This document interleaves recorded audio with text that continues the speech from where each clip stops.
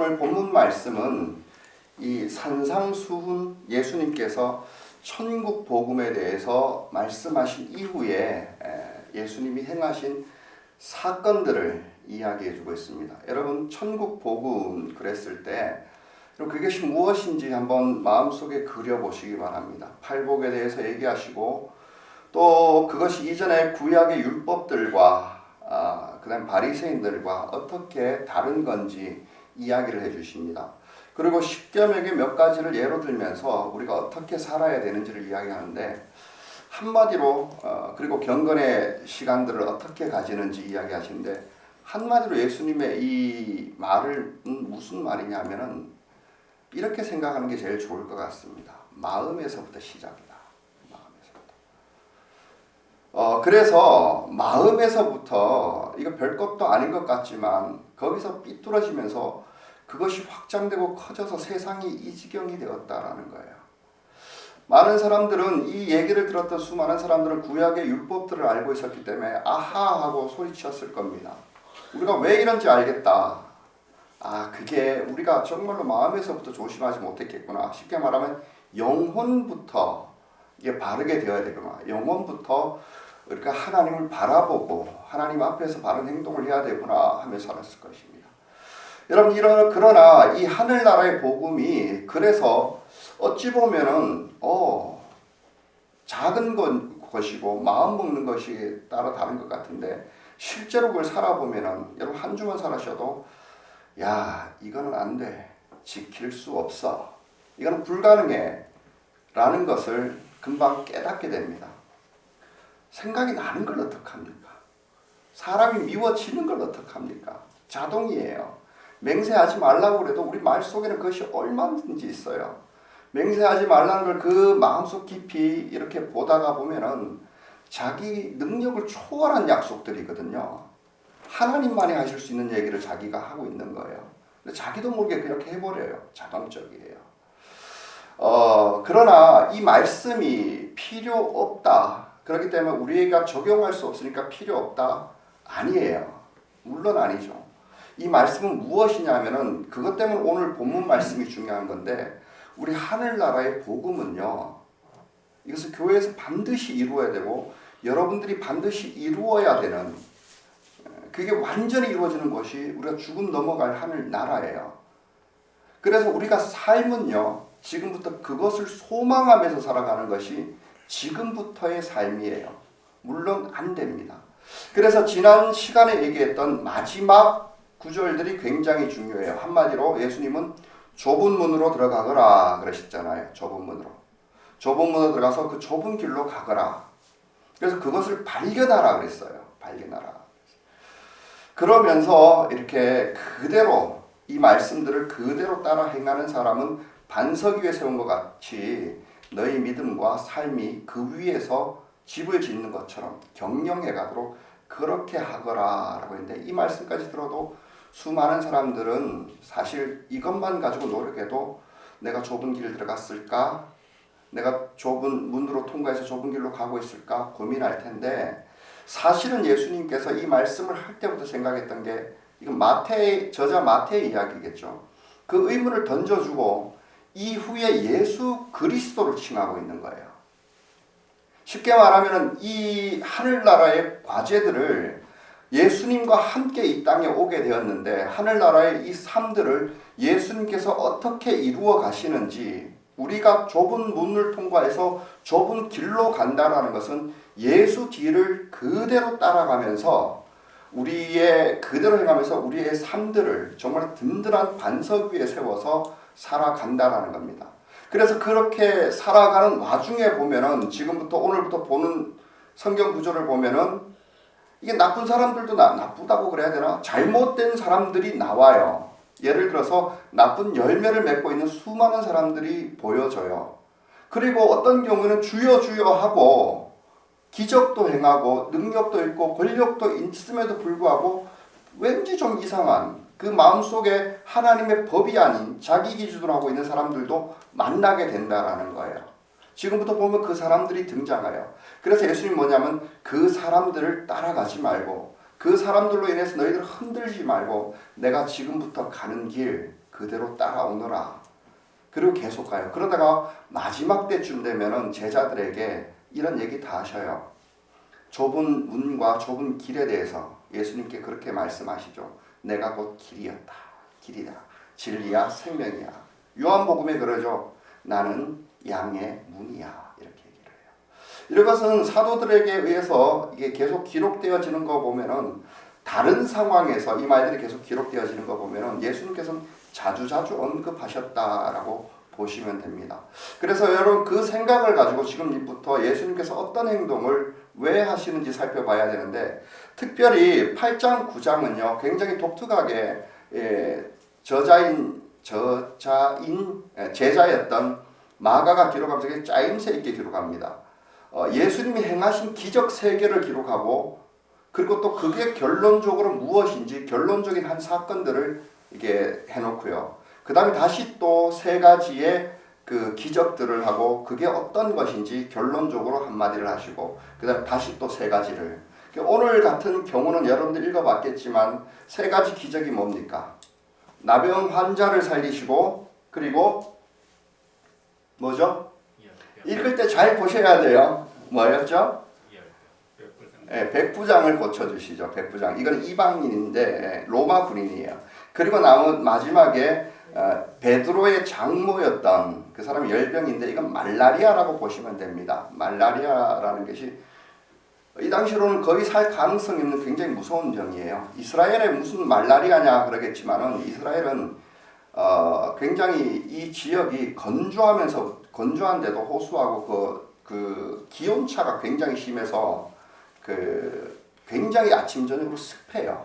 정글처럼. 그래서 말라리아가 이 당시에 굉장히 창궐했다고 그러고, 요즘도 말라리아 힘들지만은 굉장히 위험하지만은 열병으로 그냥 도리 없이 그냥 죽는 병입니다. 그렇게 보시면 될 것 같습니다.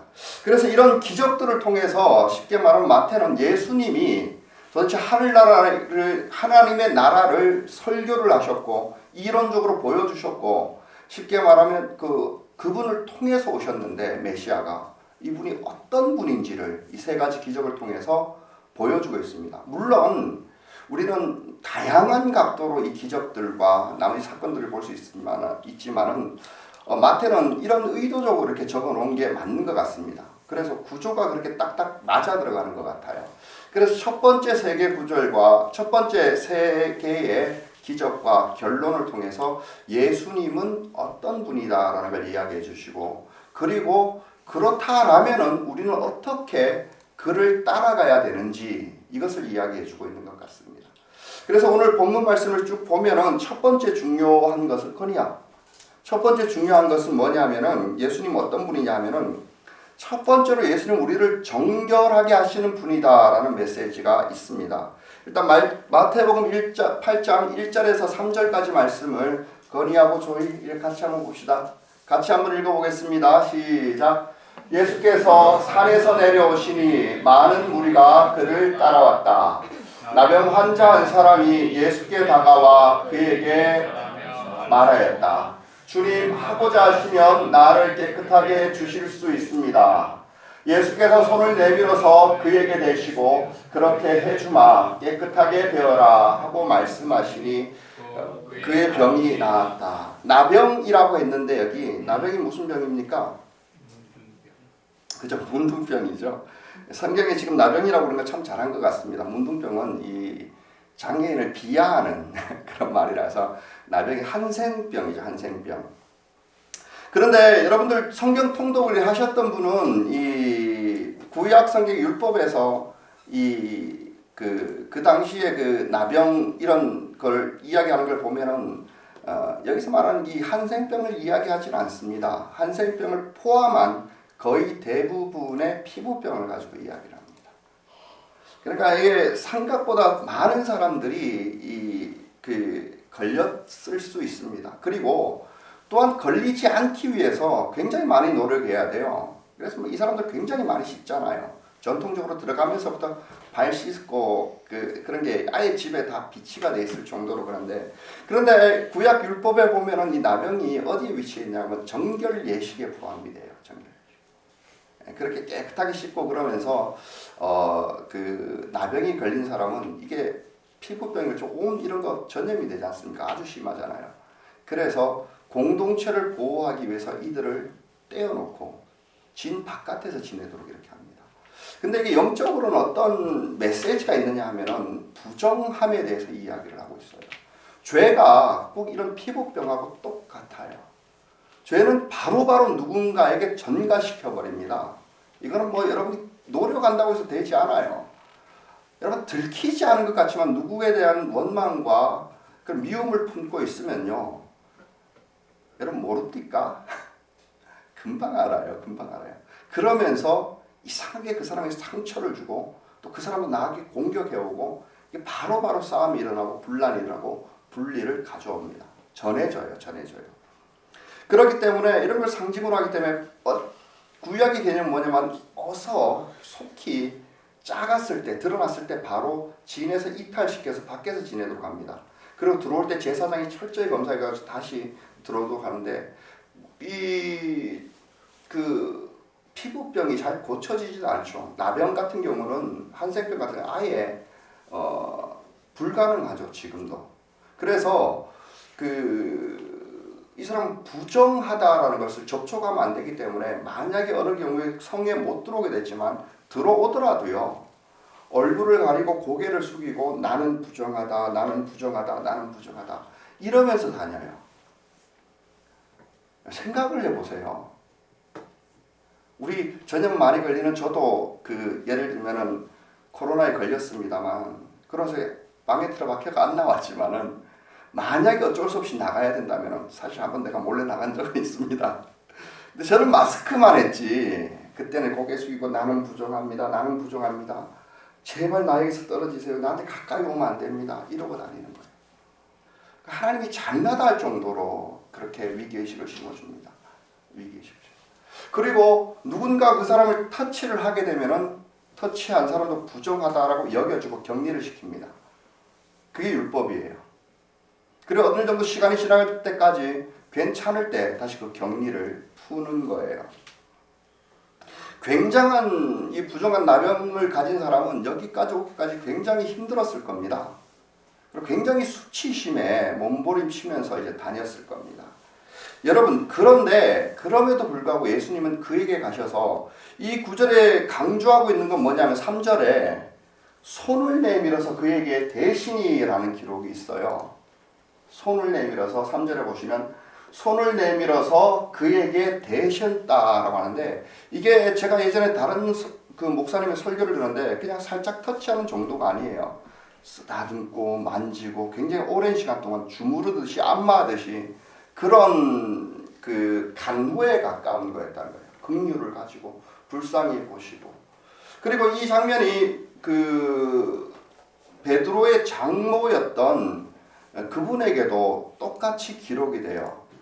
손을 대셨다 나와요. 손을 대시고 손을 잡고 이렇게 일으키셨다 이렇게 나옵니다. 이게 무슨 말이냐 하면은 쉽게 말하면 이 당시 손을 탁 댔을 때 다른 사람도 굉장히 놀랐을 겁니다. 저러면은 예수님 부정해지는데 이거 금방 알았어요. 율법이기 때문에 모든 사람이 율법에 있다는. 그래 더 놀랐던 건 누구겠습니까? 열병 그렇죠. 나병이죠. 나병 환자가 제일 놀라지 않았겠습니까? 그러다가 자기를 만져버린 거예요. 깜짝 놀랐을 거예요.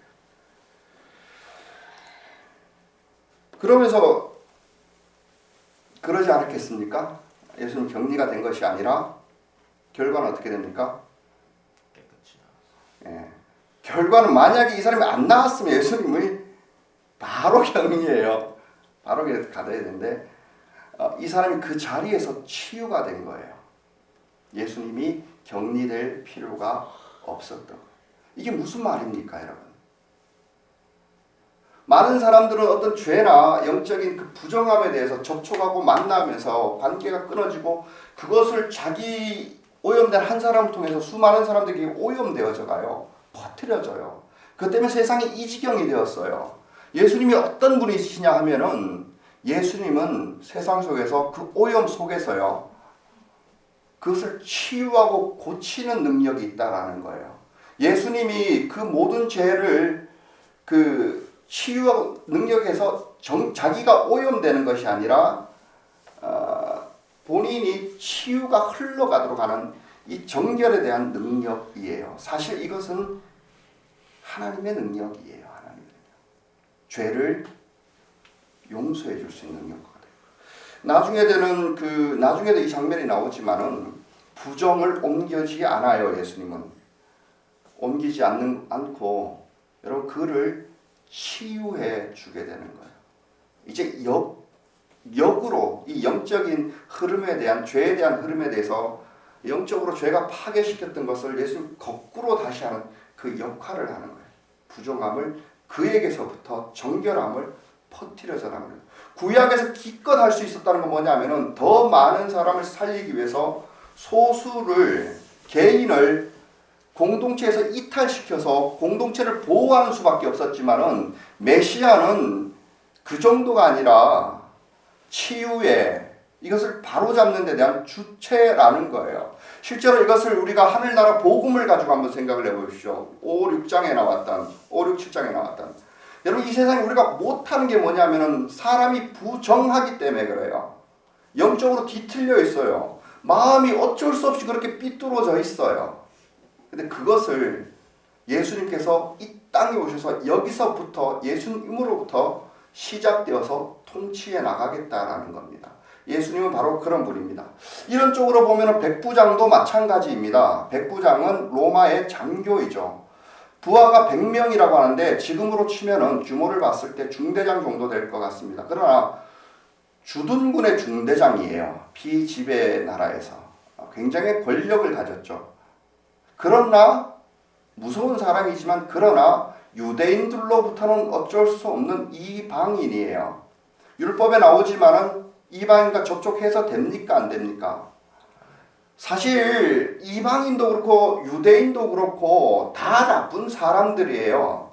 그러나 하나님은 유대인들에게 특별한 뜻이 있기 때문에 거기에서 집중을 하시는 거예요. 그러면서 명은 뭐냐면 너희들은 섞이지 말라라는 거예요. 그들의 문화와 그들의 사상과 그들의 종교와 섞이지 말라는 게 이들의 사명이에요. 메시아가 오게 하기 위해서인 거예요. 그래서 모든 랍비들은 절대로 이방인을 만나지 않습니다. 어쩌면 그렇기 때문에 백부장도 그걸 알기 때문에 그랬을 겁니다. 자기 집으로 온다라고 예수님이 했을 때 아유 다른 사람 안 되는데 설마 안 될 텐데 그러면서 예인지 뭔지 모르지만 나도 장교로서 내 밑에 사람 오라 하면 가고 그 사람 합니다. 당신이 정말로 그런 능력을 가진 이스라엘이 기다리고 있던 메시아였다면 가능할 겁니다. 말로만 해주십시오. 그런 거예요. 그리고 치유가 일어나는 거예요. 첫 번째도 그렇고 두 번째도 그렇지만 실제로 이것은 정결케 하는 권위에 대해서 이야기를 하시는 거예요. 그래서 두 번째는 이방인에게까지 영향력을 끼치는 좀 더 확장되어진 예수님의 권위를 나타냅니다. 그리고 또 하나가 뭐냐면 시공을 초월하는 권위를 나타내요. 거기에서 말씀하시고 확답을 주십니다. 가라, 네 믿음으로 인해서 너의 종은 나았다.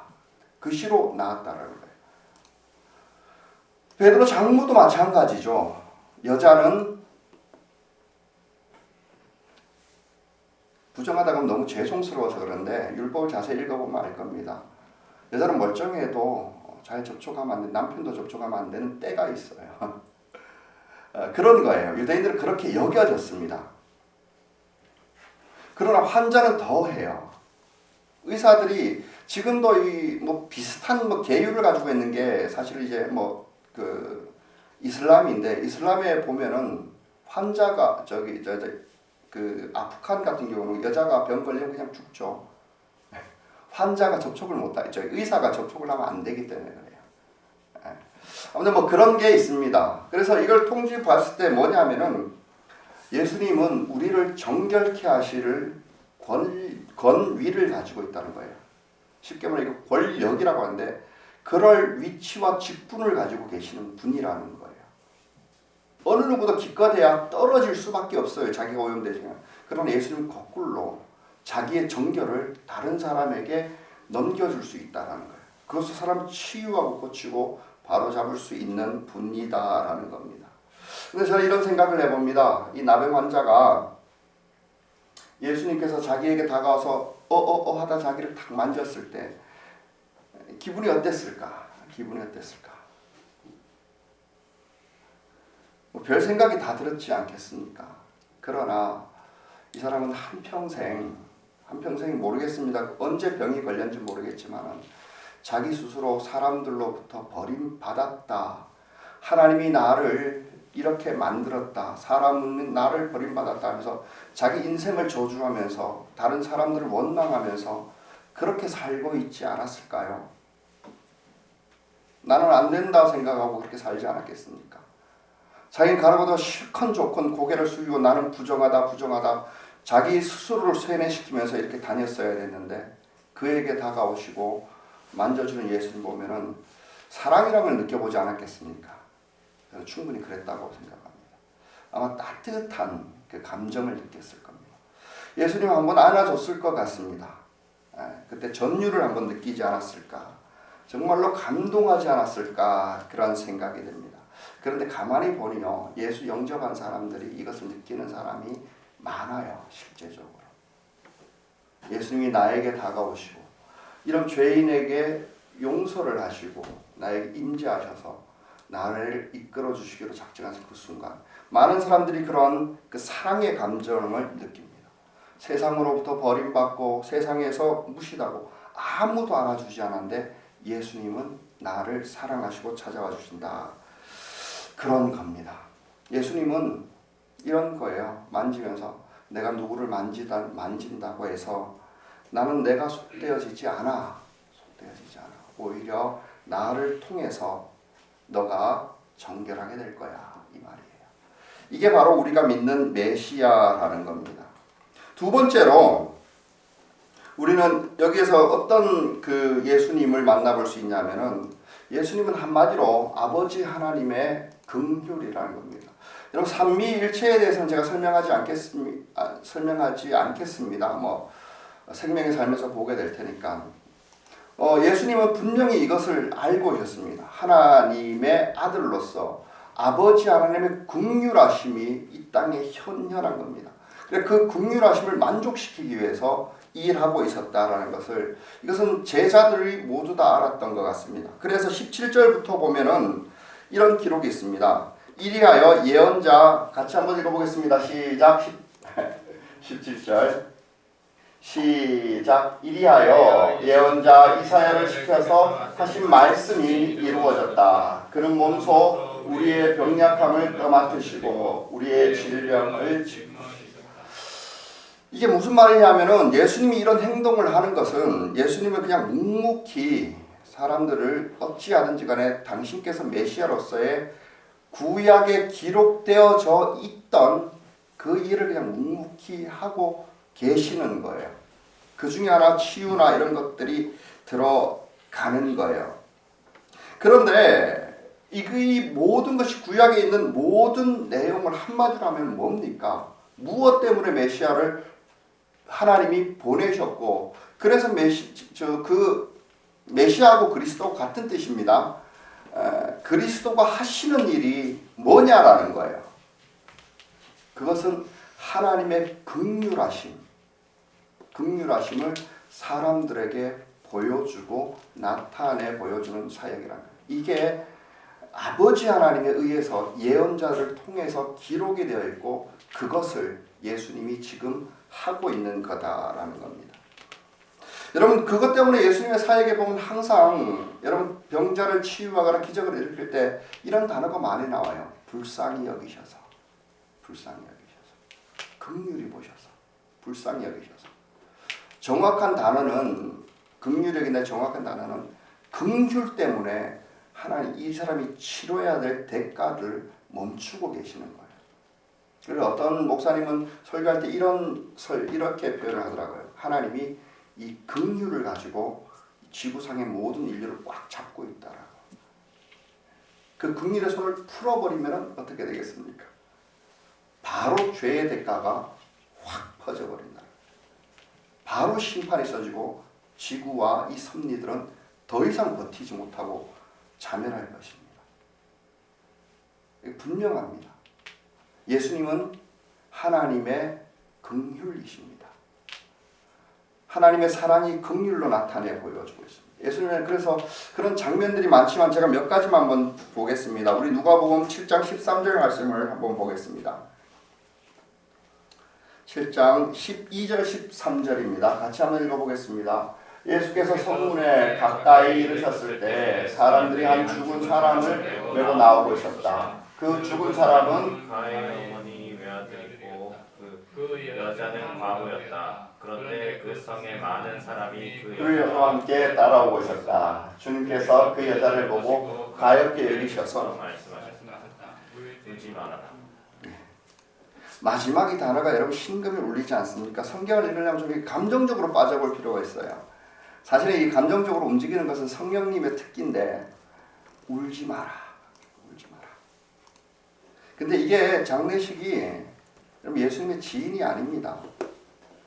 우리는 뉴스에서 안타까운 장례식 같은 거 많이 볼 겁니다. 저도 사실 오늘 아침에도 장례식을 갔다가 왔는데 여러분 수많은 장례식이 있어요. 안타까운 죽음들이 있죠.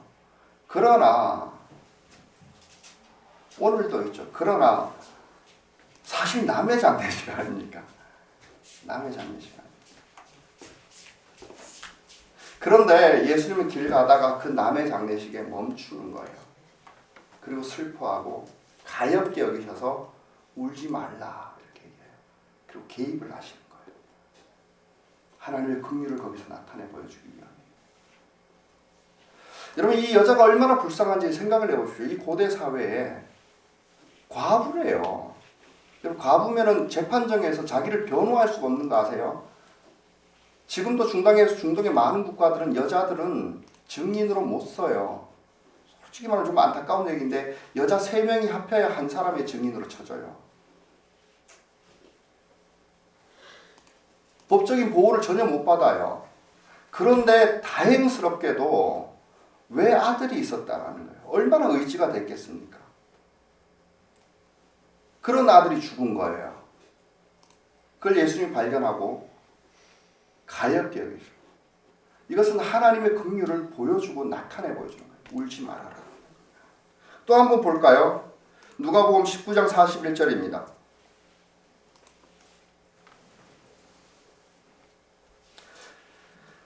41절과 42절 말씀 한번 읽어보겠습니다. 시작. 예수께서 예루살렘 가까이에 오셔서 그 도성을 보시고 우시었다. 그리고 이렇게 말씀하셨다. 오늘 너도 평화에 이르게 하는 일을 알았더라면 좋을 터인데 그러나 지금 너는 그 일을 보지 못하는구나. 제자들이 촌사람이었는지 그런지 몰라도 예루살렘에 왔을 때 우와 했을 겁니다. 특히 성전을 보고요. 성전은 정말 볼만했습니다. 성전이 얼마나 화려하냐면 전부 금칠이 되어 있어가지고 로마군이 나중에 여기를 점령하는데 예수님은 예언을 통해서 돌 위에 돌 하나도 남지 않는다 그랬는데 어느 정도냐면 불타가 없어지니까 전부 금칠이 되니까 녹아서 밑으로 들어가잖아요. 그것을 캐내기 위해서 전부 다 파내가지고 완벽하게 없앴어요.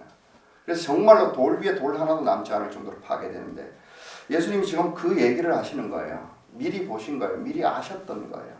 그러면서 이 예루살렘이 곧 멸망하고 무너질 성전을 바라보고 거기 안에서 다 죽어갈 당신의 백성들을 보면서 우시는 거예요. 엉엉 우시는 거예요.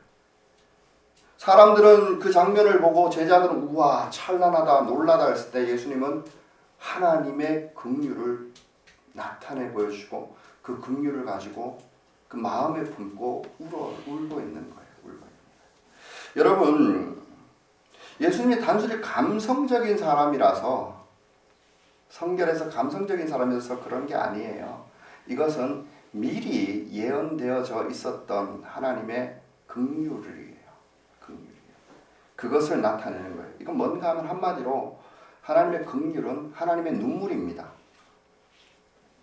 하나님께서 보면은 그 인간을 향해 가지고 있었던 눈물을 예수님께서 보여주고 계시는 겁니다. 하나님은 인간을 향해서 오랜 역사를 걸쳐서 굉장히 많이 오셨습니다. 구약 성경을 읽어보면서 우리는 이것들을 발견해 나간다면 정말로 가슴이 절절하다는 걸 알고 계십니다. 하나님께서 사람을 만드셨어요. 사람을 만드셨는데 사람은 배신하고 떠나갑니다. 창조자가 그럼 자존심인데 그거 가서 바지끄레기 잡고 돌아오라 그럴 일이 뭐 있습니까? 버려도 상관이 없을 텐데 하나님은 그러지 않으셨어요. 계속해서 찾아가고 돌이키기를 원하십니다. 그러면서 그때부터 사람을 찾아가면서 인간을 향한 눈물이 시작된다고 그래요. 그리고 언제나 인간을 생각하면서 하나님을 울고 계신다고 그럽니다. 그 우시는 장면이 성경 구석구석에 많이 나와요. 처음에 보면은 어떤 것이 있느냐 하면은 창세기 6장 5절이겠죠. 창세기 6장 5절을 보면은 우리 같이 한번 읽어볼까요? 같이 읽겠습니다. 시작. 주님께서는 사람의 죄악이 세상에 가득 차고 마음에 생각하는 모든 계획이 언제나 악함 보시고 땅 위에 사람 지으셨음을 후회하시며 마음 아파하셨다. 시편에 보면 그분은 후회가 없으셨다라고 하는데 후회했다는 게 아니고 마음 아파서 우시는 장면입니다. 하나님의 아픔을 마음 아픔을 이렇게 표현하고 있는 겁니다. 그래서 우셨답니다. 우셨다. 하나님의 눈물입니다. 그리고 하나님은 인간을 계속해서 되돌려 주려고 애를 씁니다. 다시 에덴으로 부르고 계십니다. 그럴 때마다 더욱더 사람들은 하나님을 무시하고 떠나가죠. 하나님 점점 잊혀집니다. 죄는 점점 관영해져서 하나님의 영광의 빛 앞에 인간은 설 수 없습니다. 어떻게든 자신을 합리화하고 변명하고 그러면서까지 핑계가면서까지 하나님을 계속 멀리 합니다. 그러다가 호세아서에 보면 또 이런 기록이 있습니다. 11장 호세아서 11장 8절을 우리 같이 한번 읽어보겠습니다. 시작. 에브라임아 내가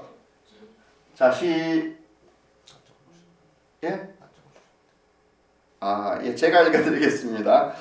11장 8절인데 에브라임아 내가 어찌 너를 버리겠느냐 이스라엘아 내가 어찌 너를 원수의 손에 넘기겠느냐 너를 버리려고 하여도 나의 마음이 허락지 않는구나 너를 불쌍히 여기는 애정이 나의 속에서 불길처럼 강하게 치솟아 오르는구나 이렇게 얘기합니다. 에브라임이라는 것은 북왕국을 대표하는 그 지파였습니다. 이스라엘은 마찬가지로 남왕국이 통째로 이거 다 얘기를 하는 거죠.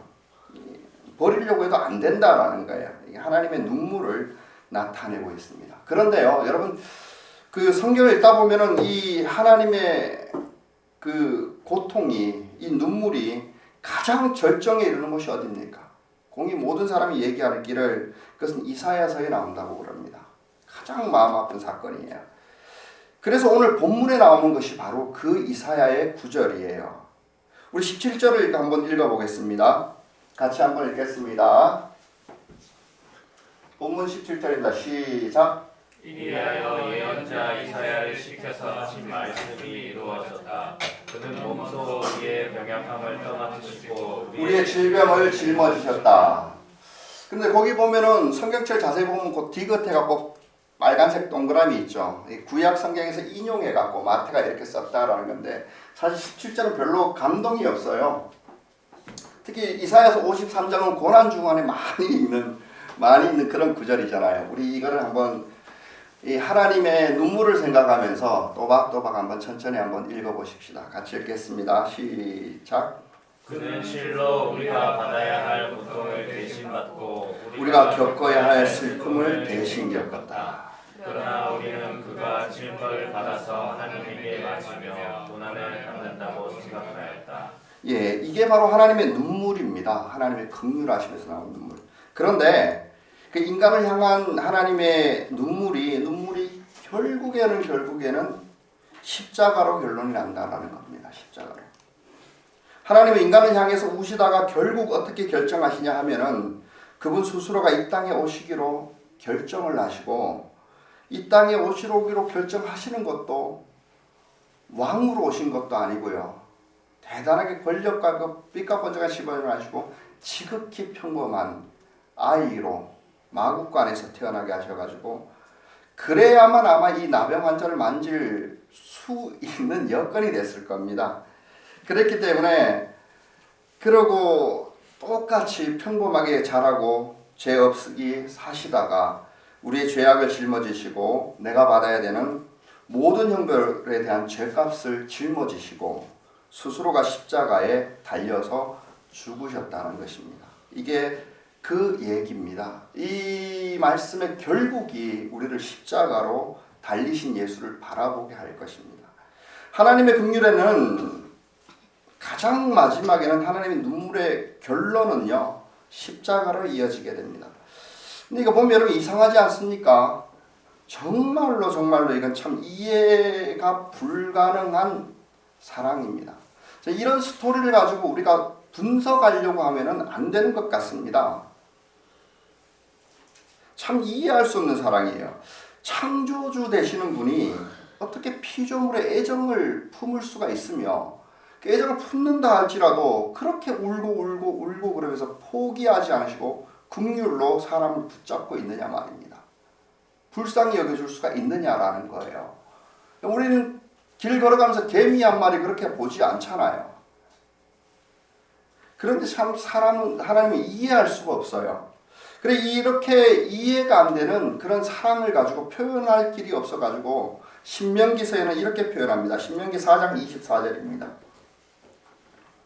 이해할 수 없는 하나님의 사랑이 이렇게 표현되어 있어요. 같이 한번 읽어볼까요? 자, 시작. 주 당신들의 하나님은 삼키시는 불이시며 질투하는 하나님이십니다. 하나님을 삼키는 불이 있으면 안 되죠. 저는 더한 실수도 많이 했습니다. 하나님은 삼키시는 불이며 질투하는 하나님. 여기 보면 질투하는 하나님 그랬습니다. 질투하는 하나님. 근데 하나님의 사랑을 가지고 질투라고 표현을 하고 있는데요. 근데 이렇게 성경 읽어보면 그거 못 느끼십니까? 쭉 읽다 보면 하나님 이 사랑이 질투라고밖에 표현 못해요. 질투 맞습니다. 정말 적절한 표현입니다. 이 다른 단어는 없는 것 같아요. 왜 그렇습니까? 이렇게 보면은 하나님은 인간을 떠나고 나서 점점 하나님을 잊혀버립니다. 에덴을 그리워하지도 않습니다. 언제나 하나님의 낯을 피해서 숨습니다. 즉 하나님의 사랑에 대해서 전혀 관심도 없습니다. 근데 하나님은 혼자서 그 인류를 계속해서 사랑하십니다. 그럼에도 불구하고 사람들은 하나님에게 관심조차 없습니다. 그럼 또 하나님 화를 막 내셔요. 그러다가 또 그 화를 혼자서 꿀꺽꿀꺽 그냥 삼킵니다. 불을 삼켜요. 그리고 또 조금 있다가 보면은 또 그냥 사랑해요. 어쩔 수 없이. 그러다가 그래도 관심을 안 주니까 또 화를 내셔요. 그러다가 또 속으로 삭혀요. 여러분 이게 뭡니까? 완전히 여자들의 질투 같지 않습니까? 어찌할 수 없는 여자들의 질투와 같은 거예요. 질투라고 밖에 표현이 안 돼요. 그런데 인간은요, 사람들은 이렇게 질투를 하다가 끝내는 포기하거나 아니면은 악을 악으로 갔죠. 근데 하나님은 그것도 안 되시는가 봐요. 그냥 기다려요. 끝까지.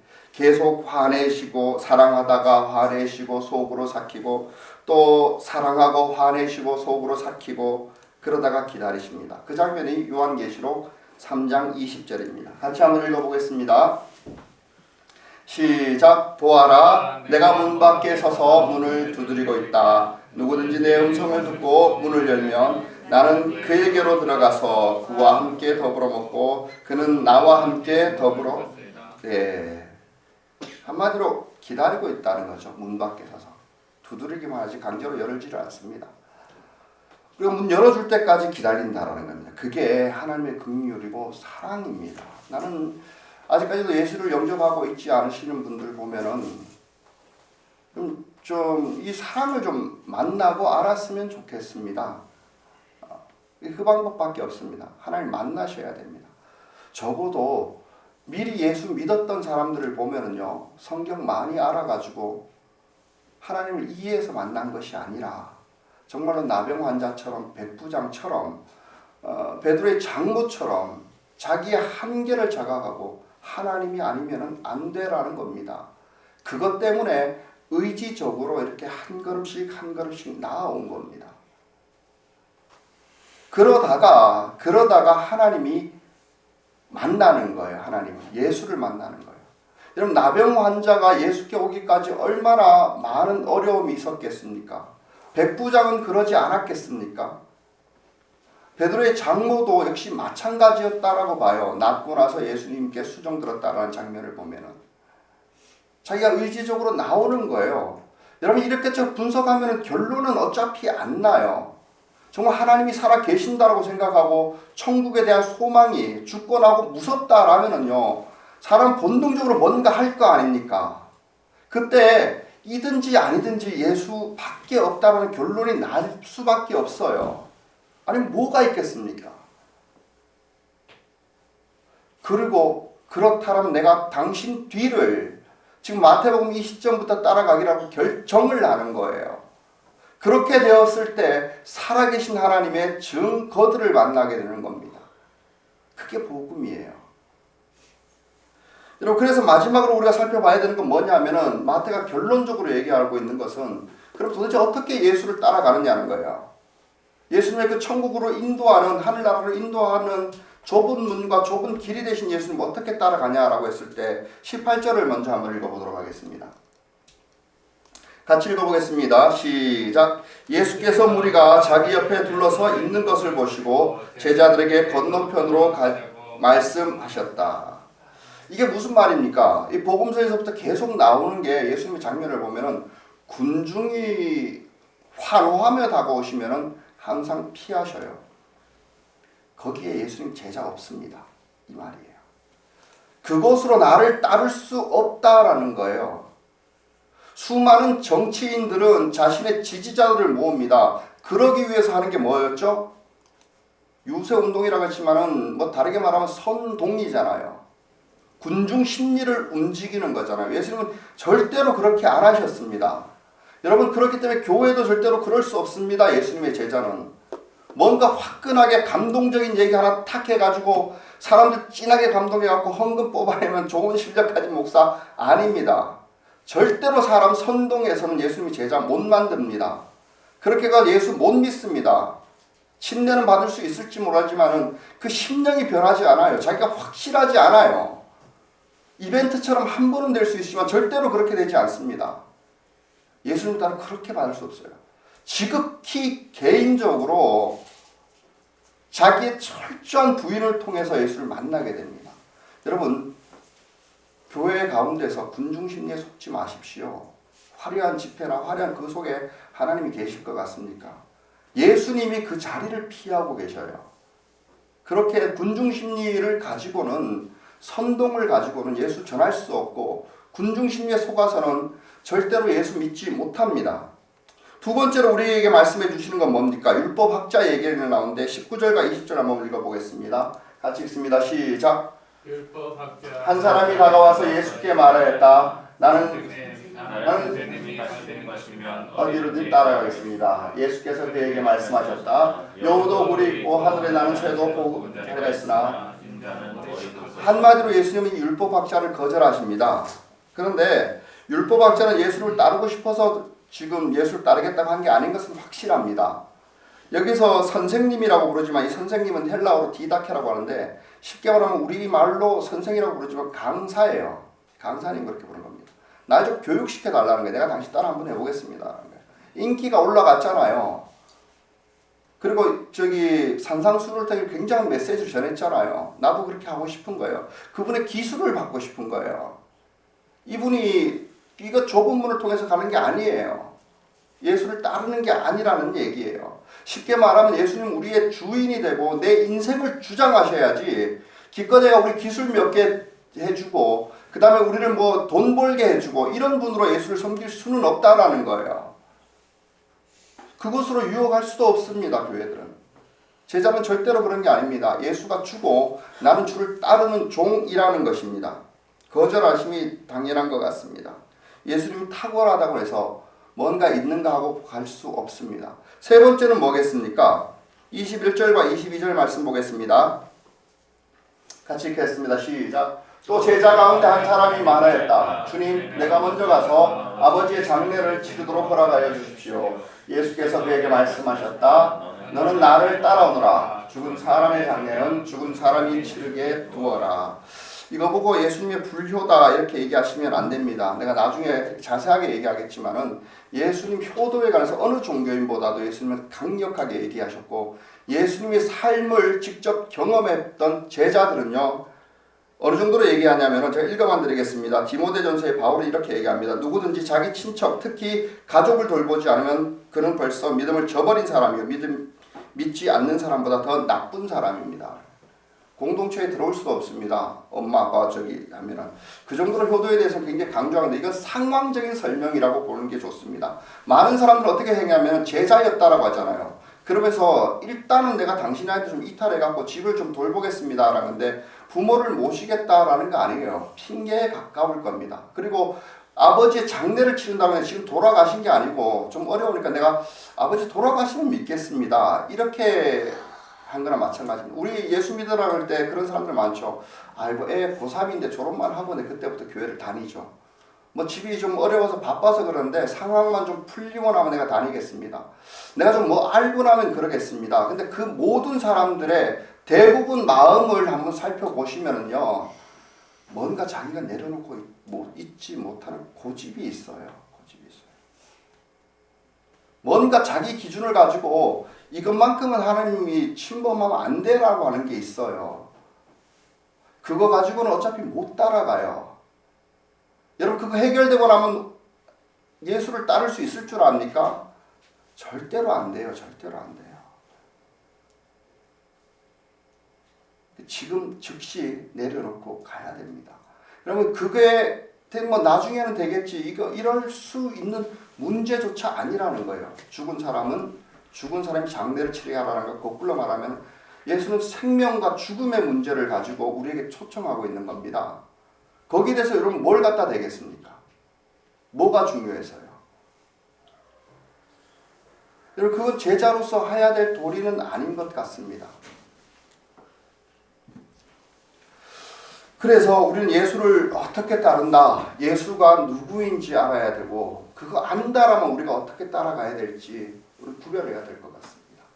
기도하겠습니다.